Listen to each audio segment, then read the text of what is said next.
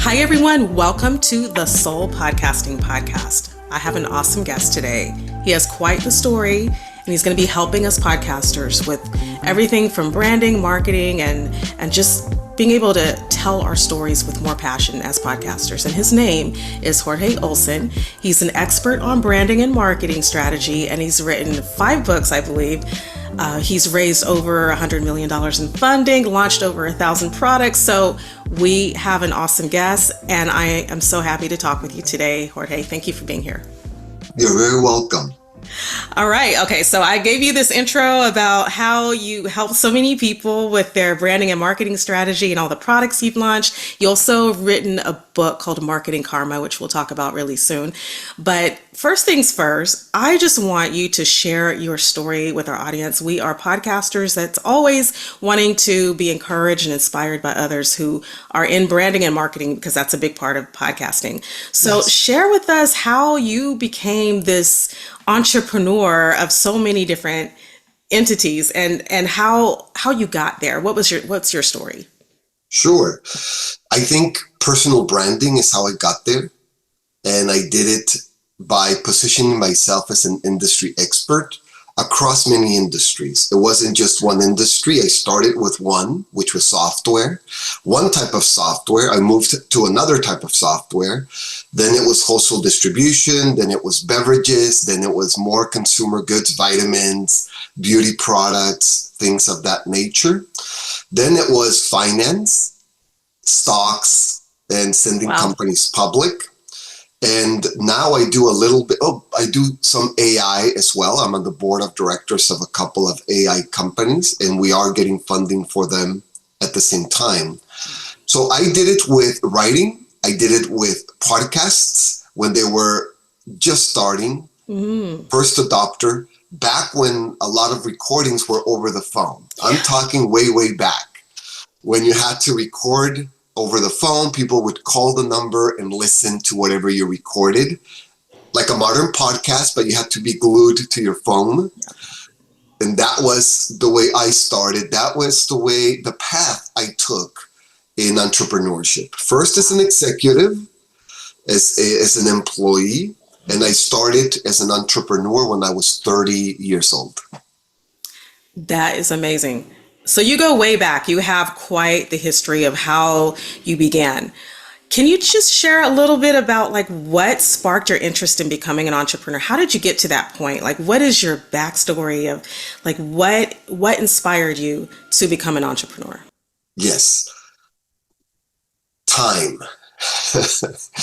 When I growing up in Tijuana in Mexico, across the border from San Diego, where I reside now, I didn't have any type of finance or entrepreneurial or money management experience. It was art, it was literature, it was music, all of the humanities, philosophy, writing. I started writing at the age of 12, but it was not business. In Mexico, even today, business is not a big thing. They don't teach you about business in school. And unless you come from a business background in your family, you will not learn business. It's starting to pick up in Mexico. This generation is starting to figure it out. By my generation, you just didn't go into business.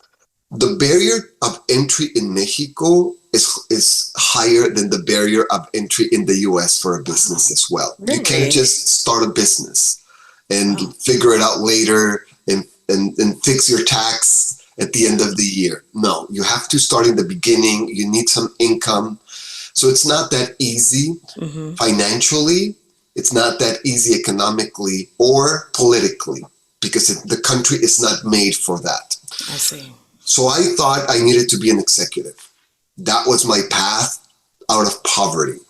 Later on, as I was being an executive, I was studying business and entrepreneurship on my own. I did go the business track first in college. When I figured out they were training me to be an employee, not an entrepreneur, I switched to art, because what I really like is art. Business, I was doing it because it was my job.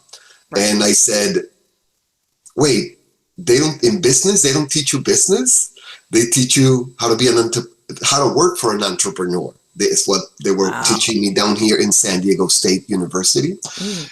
And I said, I'm switching to art. That's what I like. That's my passion. It's easy for me and it's natural. So I studied art, but went working as an executive really fast, up the ladder, VP at 27, CEO at 28, with a lot of theory and very little practice. But my superpower was that I was able to apply the theory really, really quickly.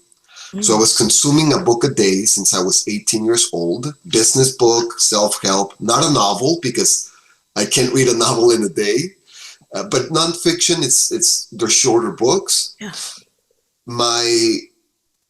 My trajectory to school, my commute was 4 hours each way. And that's a book. That's a nonfiction book, right? 8 hours, you can go through a book. I had my Walkman back in the day with my cassettes and books on tape as well. So I was able to play basketball and do different things while listening to my audiobooks also. That's the path I took. And then when I was 30, I said, okay, I'm ready. Why am I working 12 hours, 14 hours a day if I already have all my goals? I met all of my financial, social goals at 28. And I said, okay, I'm done. And I really wanted to be a writer, or I was a writer as a child, and I wanted to be a missionary. And I was a missionary since I was 15. So I said, okay, I think it's time to recover my time and spend it with whatever I want. So that's what I did. I went to recover my time. And the way I found you can recover your time was with business. That's amazing. I'm still marinating on what you said about your passion, to your drive to get where you wanted to be. And you didn't hold back. You didn't hesitate. You did the things that you felt you were supposed to do. Reading, like you said, 4 hours a day on your commute. Eight total. 8 hours. That's for each way. That is an entire day. Yes. And you studied, you read, you prepped yourself, you made sure to invest in those things intellectually that were going to get you where you needed to be. That says a lot for your drive and where you got to where you were at 28 for a reason, because you were very focused. And I think that is a lesson that I think we can all learn, that focus will take you places. Because when we're scattered and we don't have a passion, we don't have a drive, it's just, oh, let me dabble in this and try that. It doesn't have the same effect. And for someone who has that drive, because they have a backstory, because you know what you want and you know why you want it, that laser focusedness took you a lot faster to where you wanted to be. And I love how you said, okay, there's more. I've gotten what I needed. I've accomplished everything that I wanted to. What's next? I really want to do what I love, my passion. And that was writing for you. I think you said art, art and writing. Yes, that's beautiful. So in this process of getting where you were, you helped take 5 companies public, I believe, when I read in your bio, 5 companies, you took them public. That's a lot of companies to take public. Just taking one public is a lot. Yeah, it is. Yeah, that is amazing. So how about some of the products you created with founders and celebrities? What is that secret sauce behind you're helping them to build a brand that scales? Because that is not easy for one person in one company. Even like as CEO of Soul Podcasting Collective today, it is difficult. It is very, it's a grind, and it's 24/7. And I can't even imagine 5 companies. How did you do that? And what is that secret behind what you did to help build those brands out? Sure. I didn't plan. It wasn't my goal to take companies public. Let's start with that. I didn't wake up one day and say, you know what? I think my dream now is to go IPO, or there's different ways besides an IPO, by the way. I've done one IPO on NASDAQ where you go ring the bell and you're in every television show, etc. The other ones I did through reverse mergers, which is a way to go public, where you buy a company that's already public. It's called a shell. And then you reverse into that shell. In other words, you buy a company that went out of business, but they maintain their public status by filing every year. And then you buy that. It's expensive, $250,000 and up. And then, so you have to raise capital for that. And then that company that you kind of own buys your company. So boom, you're public, right? Wow. Okay. That's a drastic oversimplification because it takes so much sweat and tears and panic attacks and everything that you can imagine. Yeah. The first one was an accident. And let me explain. Number one, you have fear is fine. We all have fear. I have fear, and I want to lead with that. I am afraid. Mm-hmm. However, I do it anyway. Just like a lot of people are going to be afraid to start a podcast, to put themselves out there. They're afraid of speaking in public. They're afraid of doing the clips because they don't want the videos of themselves going around. All of that is fear. And I accept it. It's okay to be afraid because it's built into our DNA in order to survive. If you don't have fear, you're going to go down the cliff. The tiger is going to eat you, right? Different things that you're going to explore where you're not supposed to, and you're going to fall in a ditch. So fear is healthy. Bravery is acquired. And I think you have to acquire it, and everybody acquires it a different way. Yeah. I acquired it by competing in public speaking since I was 7. So my first time on stage, I was in front of 2,000 people. That gets your jitters up and then running really fast. I remember coming down and asking my mom, could you see my knees buckling and touching each other? And she probably lied and said, no, of course not. I couldn't see anything. So fear, I have fear. And I wrote this book called Build Your Beverage Empire 15 years ago. Mm-hmm. And I felt a lot of people launched their beverages. And this gentleman called me, which is now one of my good friends and partner in 3 of the public companies, and said, I met him at a trade show in Mexico, in Guadalajara, but we lived close by in San Diego. So we met in Mexico. And he invited me to his company. And we were buying a Miller Beer franchise because Miller Beer, Budweiser, Coca-Cola, the trucks that you see distributing are franchises. They're not owned by Coca-Cola, Pepsi-Cola, Dr. Pepper, etc. Miller, Budweiser. So that was the relationship. He was buying a Miller Beer distributor. He read my book and said, "Oh, I need somebody who knows beverages." Mm-hmm. So we're raising capital in the Hilton in LA. In Beverly Hills. And there's a bunch of company raising capital to go public, and they rented the entire floor with suites.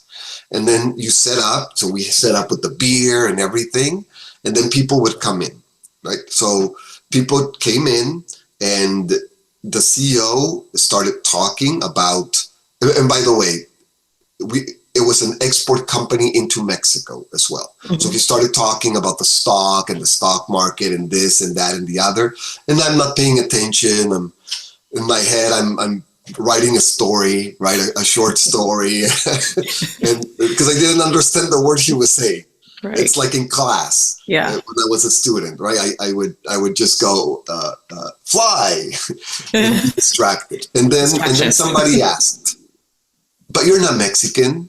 And then, we have a Mexican here with us, right? And then they were asking something about public companies. And then he says, Jorge, tell them about Mexico. And by the way, tell them how we're going to do a reverse merger.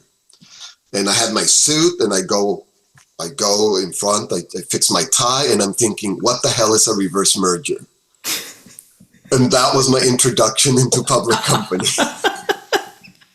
And, wow. And with the you got thrown right in there. Oh my God. Hoping the sweat is not consuming me and they can't see my armpits. And oh my goodness. I was trembling. Like these people. How did you make it through?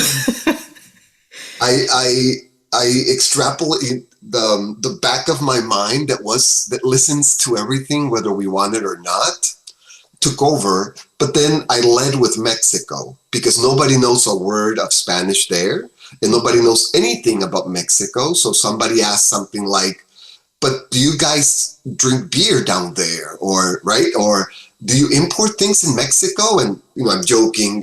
Believe it or not, we don't ride donkeys anymore.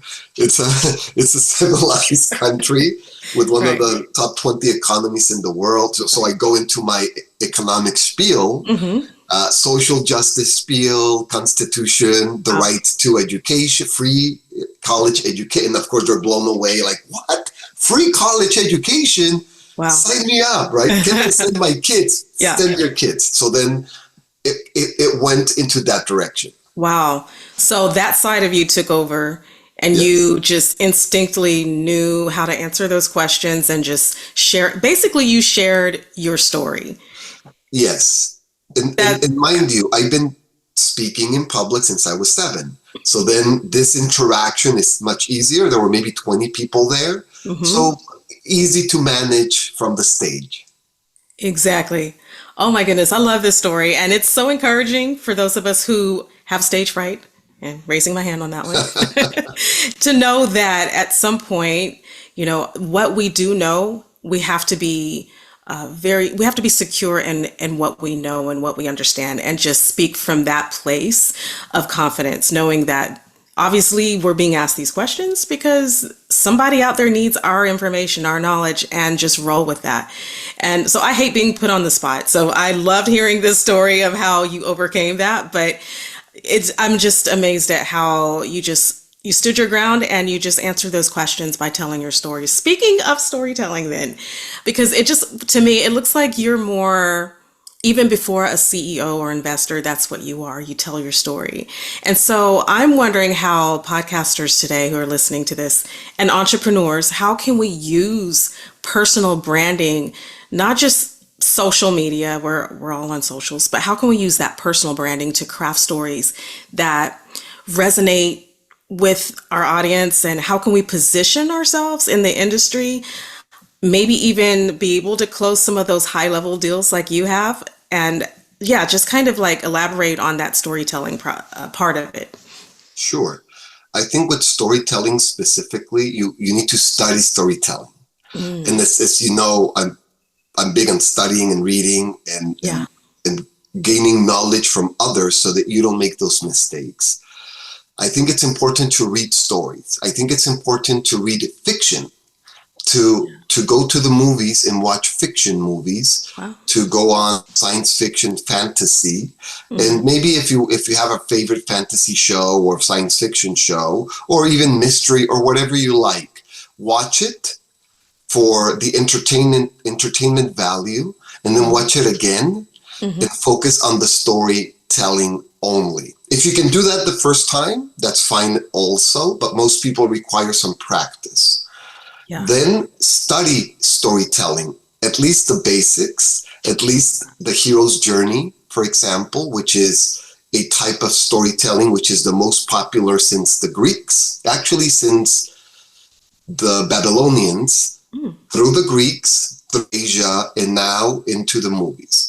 Most movies that you watch, most books that you read, fiction, even nonfiction, are a hero's journey.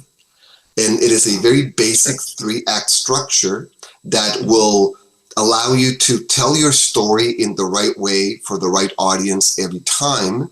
It'll tell you how to go back, entertain your audience, go into the middle, and then deliver whatever the question or solution was. Just like I am right now. Yeah. If people are catching on, I am Yep. using that. And when you ask me a question, I might go back to Tijuana. I might go back to this instance where I was pitching for a public company.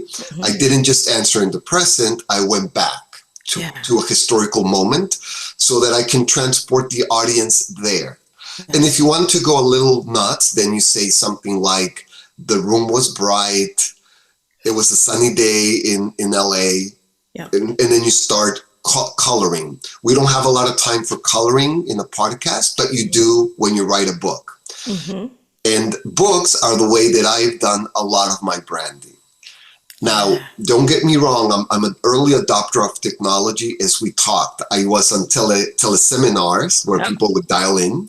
Then there was a podcast company, but it wasn't like this type of modern podcast. It was all, you would record something on the computer, and then you would upload it to this site. And it was the only site in the world that you could upload your voice, and then people would go and listen to it online. Yep. So this is the precursor of podcasts. Yeah. And that was the only thing. And I recorded it live, maybe to 10 people, but then 5,000, 10,000 people would go over the years to listen to the information. Mm-hmm. Then came webinars. Mm-hmm. And then I was doing a webinar a week.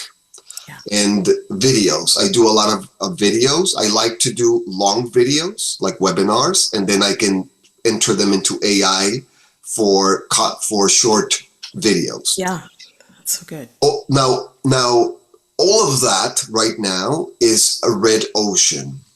In other words, everybody's doing it. Yeah.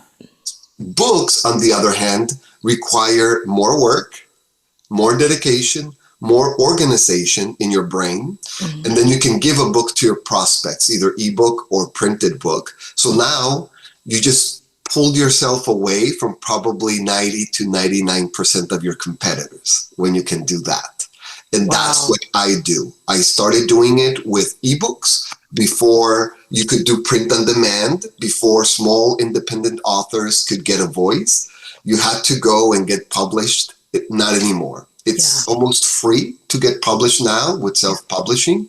Maybe with Amazon, it's completely free, not $1. You don't spend $1. Yep.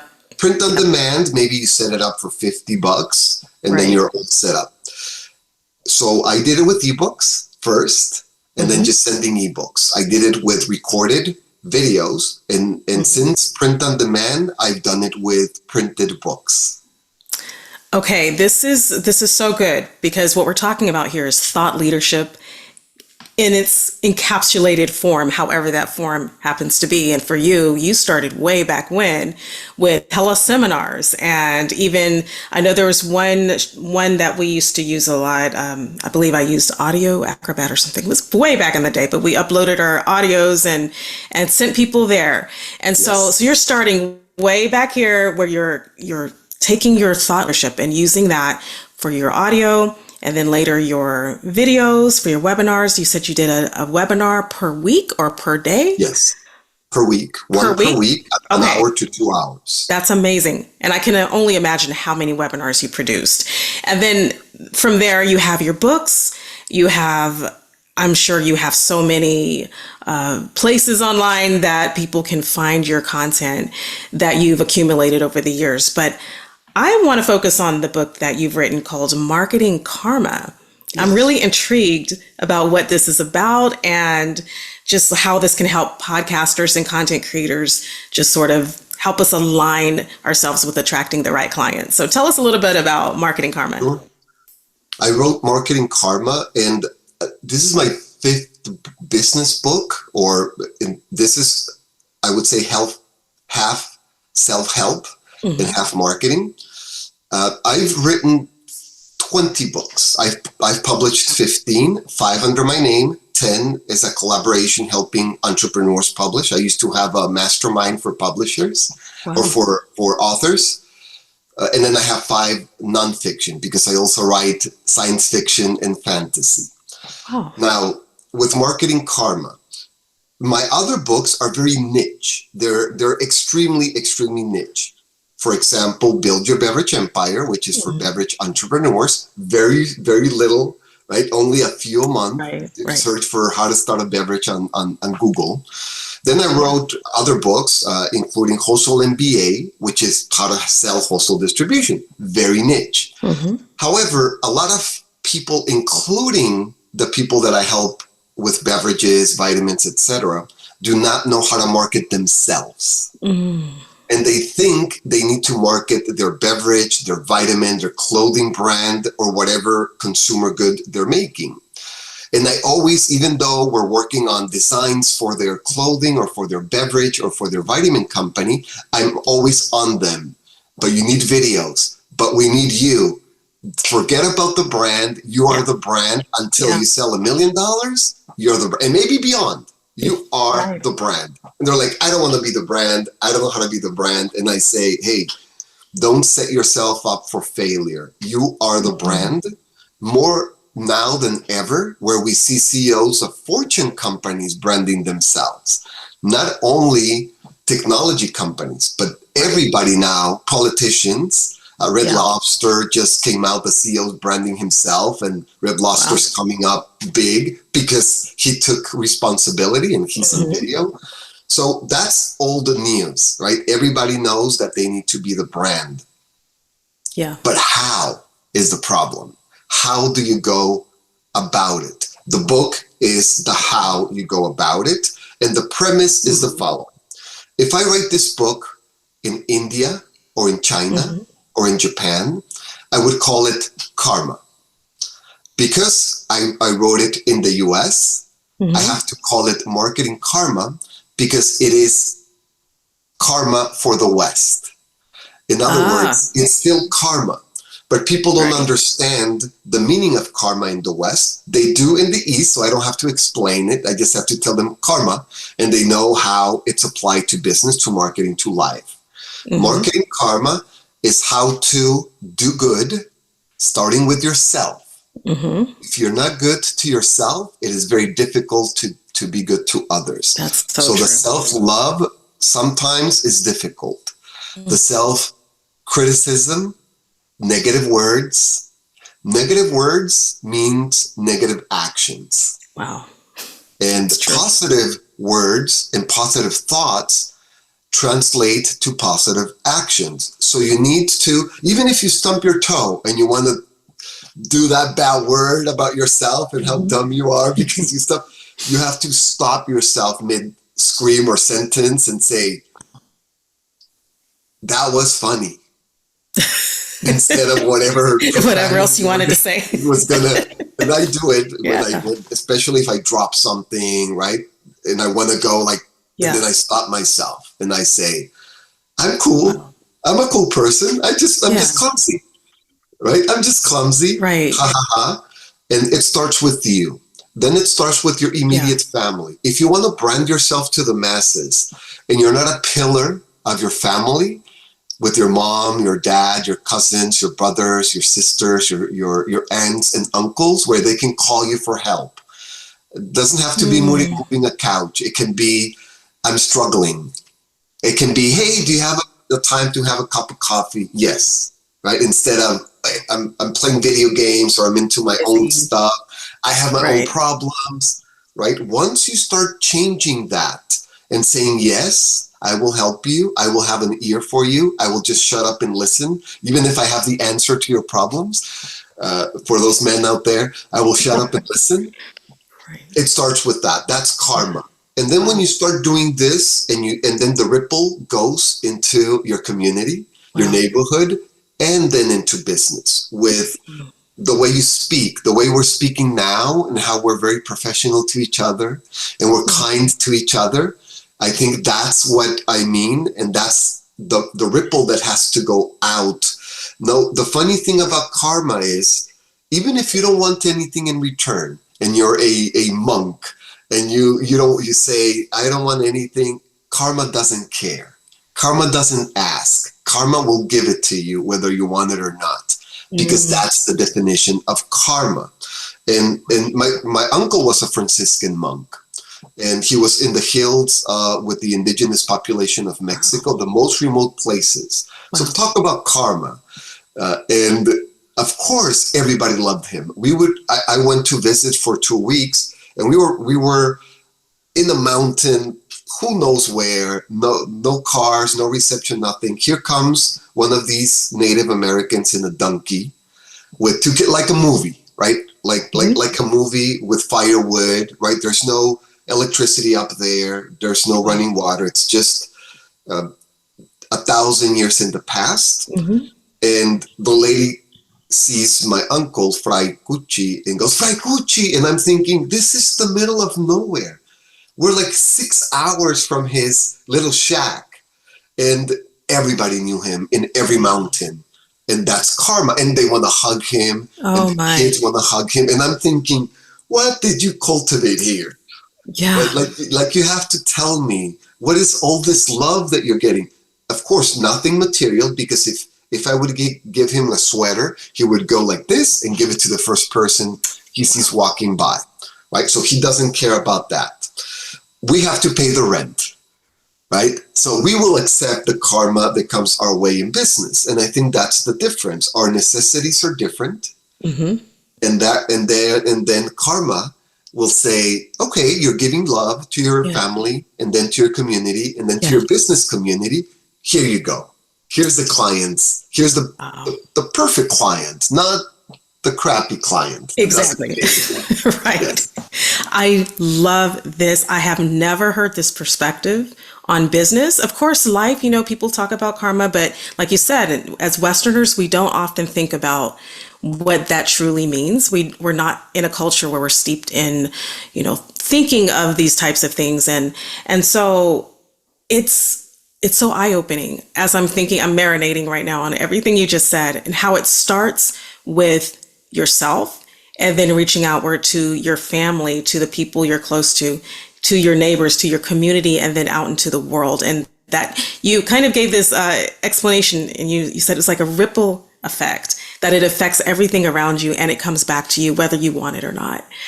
And that's got me thinking. I'm going to be thinking on this for probably the rest of the week or so, just really seeing how what all of our actions and what we do in business is tied back to really the core of who we are. And every choice we make in life, including business, really just points right back to our soul. Soul podcasting is why I like to call it that, because I think about like your passions and who you are, bringing that to the surface. But I love how you're showing us something that we can look at how we're reflecting, life, and how it comes back to the root of who we are. That's why we see the results we see. And if we sort of just follow what you did, which was, I'm thinking you were just, I can't describe, I'm at a loss for words right now, but I love how you just pushed through. You did what you needed to do, and you did more than enough. And you were listening to all of the audios that helped you to become who you are today.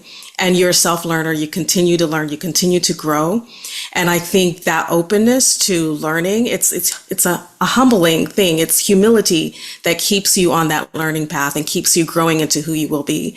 And I just think that's phenomenal. What a great example. Thank you for showing us that and how to live that way. And I just want to just ask you one more question about, as we're going through life as podcasters, as entrepreneurs, we have to keep some level of boundaries, and protecting our peace.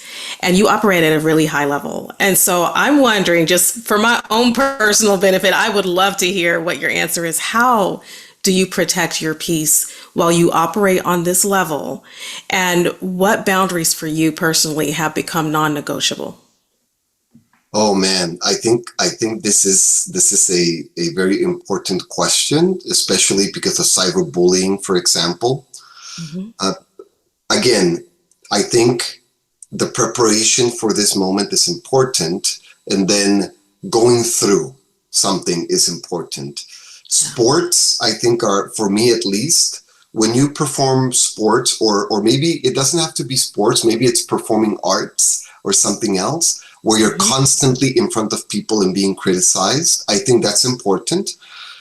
Old school sports coaching, well, no, they still doing it. They still do it. It's in your face.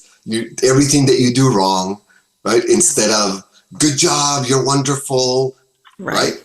And forget about that free throw, right? It's, I can't believe you missed the free throw. So it's very negative, and going through that helps you, because you say it's part of life.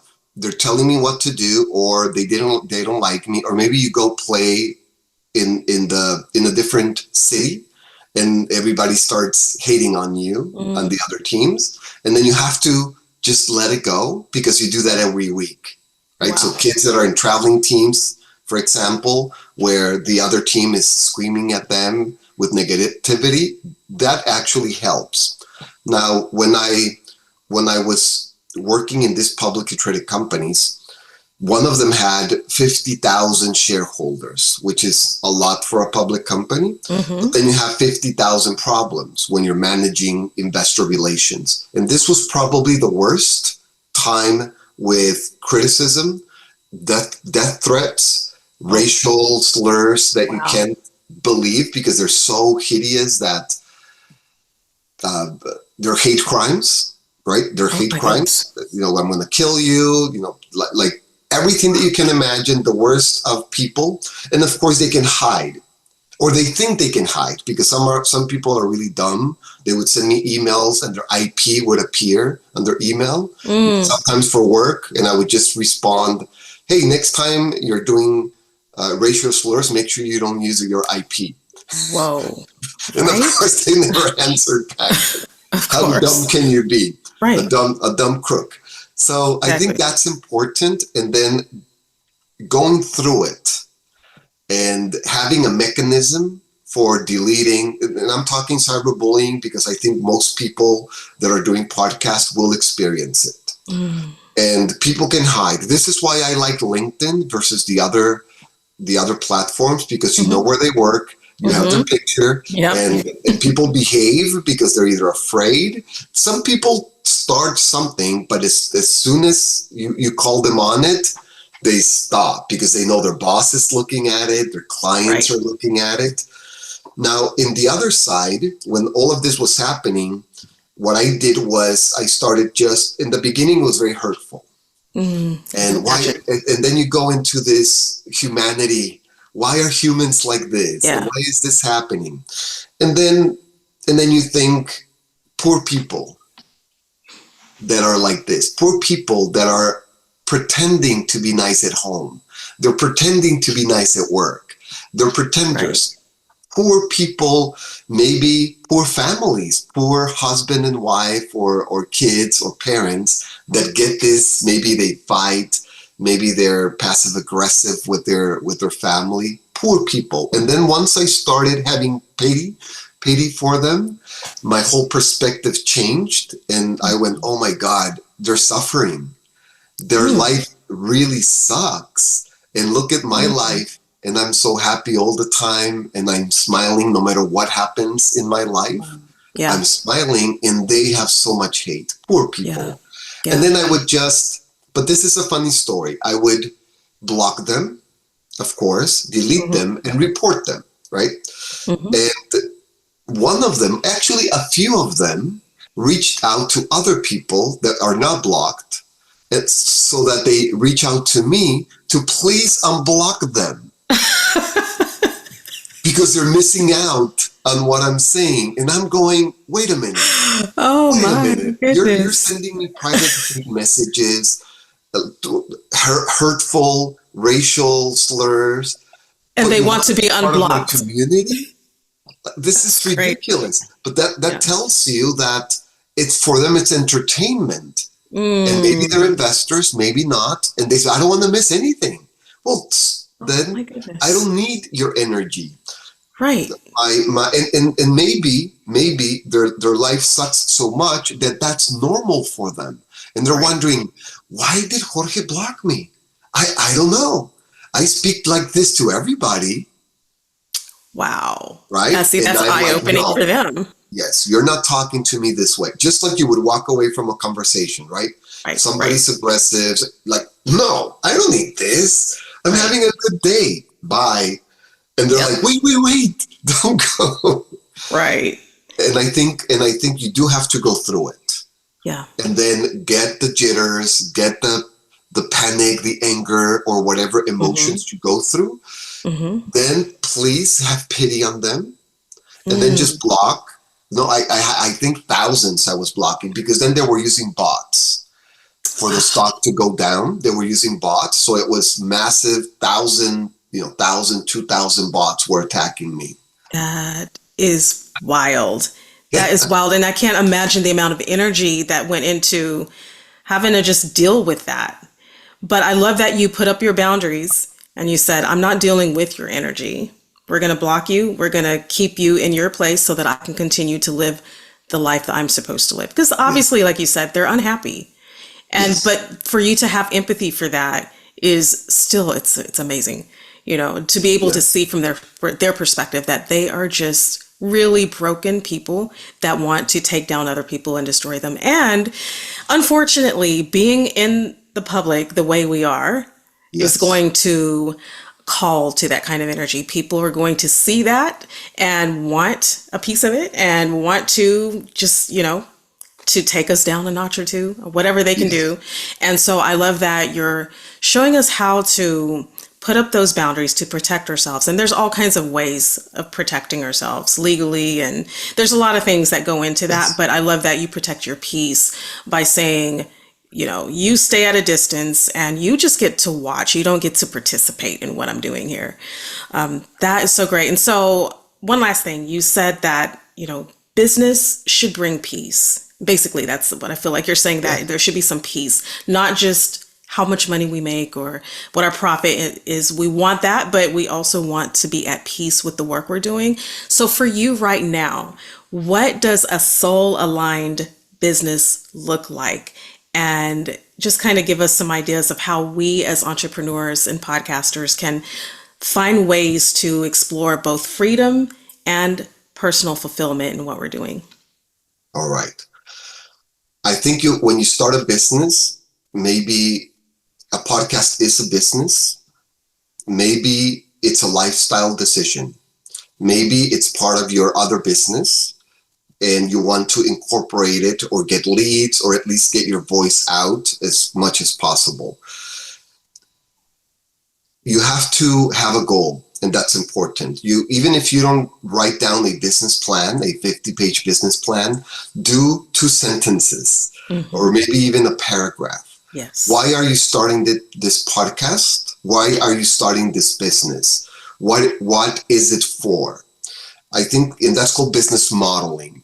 And I think as small business entrepreneurs, nobody teaches us business modeling. Right. And if you're an entrepreneur that makes it and you're growing exponentially, you will hit a barrier, or you will get a mentor, or maybe it's your attorney or your CPA or your Hmm. investment banker. Somebody is going to tell you, or a venture capitalist, if you're asking for capital, they're going to ask you, what's your goal? Sooner or later, what's the end game for this? Are you doing this forever? Is this a lifestyle thing? Is this a side hustle? Hmm. Are you leaving your job, or are you already all in? This is your business. Are you going to raise capital? Why? What are you going to do with the money? All of these questions, you Yeah. need to write down the questions. By the way, if you get a young entrepreneur wannabe that comes to you and says, I want to start a business, these are the questions that you will ask them. Yeah. Instead of saying it's hard, instead of saying, oh my God, I tried it and I failed. All of these negative things that we talked about, they need to Hmm. be positive thoughts, Hmm. right? Because that's positive actions.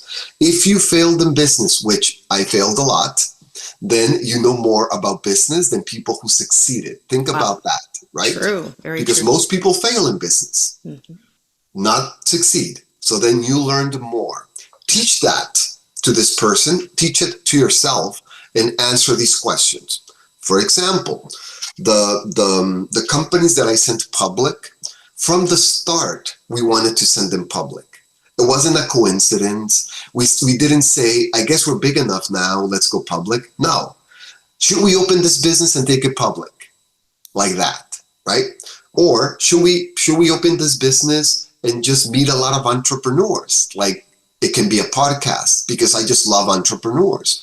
Or maybe you want to write books with entrepreneurs and you start a podcast to interview entrepreneurs, and then maybe some of them or the listeners want to write a book with you.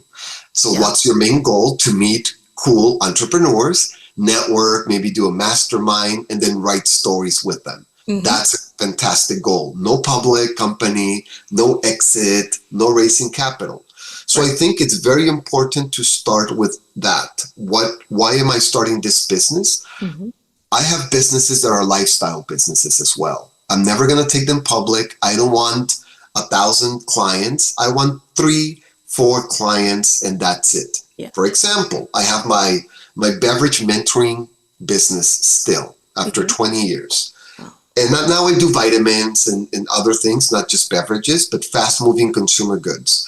Mm-hmm. I want to work with a handful. I cannot have more than 5 that I mentor personally because I don't want to. Right? 5, I do 1 hour a day. So 1 hour a week with each one. Very part-time. That's it. Yeah. Right? Very manageable for me. I like to write, and that takes a long time. Mm-hmm. I like to write, edit. I like to paint. I love to study, and that takes a long time. But I can do 1 hour a day for my clients. That's a lifestyle business. Nobody's gonna buy it from me because they don't want that business. Right. But if that's your goal, and then you have all of this time to pursue your other passions, that is fantastic. So I would say one of the most important things is to learn the definition of business modeling, because this is big high finance terminology for investment banking, right? But now we're bringing it down to the everyday entrepreneur, podcaster, that you say, oh, all right. And then that plan, that goal is going to dictate your daily activity.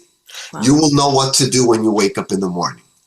Instead of, what should I do today? You will know because you work backwards from your business model to this morning when I woke up. Yeah, that's good. Like that reverse engineering, because you already have the end result in mind. Yes. You're working towards that. That's so good. Oh, I love this. And I love how you broke it down for us and helped us to see what that lifestyle could look like, and that we all have the potential to create the type of lifestyle we want with our business, but we just have to be very clear what kind of business we want and why we want to do this. What is our why? And I think that's so helpful. You've given us so much support today. Thank you so much. And I just want you to share how we can find out more about Marketing Karma if we want to get a hold of that book, and also anything services you provide, coaching, anything that you do to help entrepreneurs. Please share that with us. Sure. The book is available in bookstores, libraries, and Amazon.com as Kindle paperback. To contact me, you can go to LinkedIn and then email me if you want something urgent. If you want to learn more about what I say and how I say it, my stories, you can go to jorgeolson.com, which is my name, JORGEOLSON.com. And I have a free newsletter where I send, for example, clips from this interview, this podcast. I will send videos to my subscribers.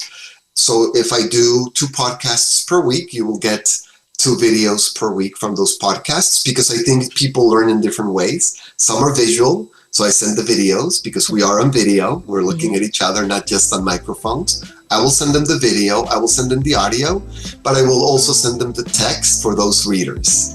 That way you can consume the information the way you like to consume it. That is awesome. And that's the way to do it. Catch us where we learn best. And I love that. Jorge, you have been a blessing to us. Thank you so much for sharing your story, for being so real and transparent, and encouraging us, inspiring us to do better and to be who we are and find out what we're supposed to do and why, and just do it. So thank you so much for your support. You're very, very welcome.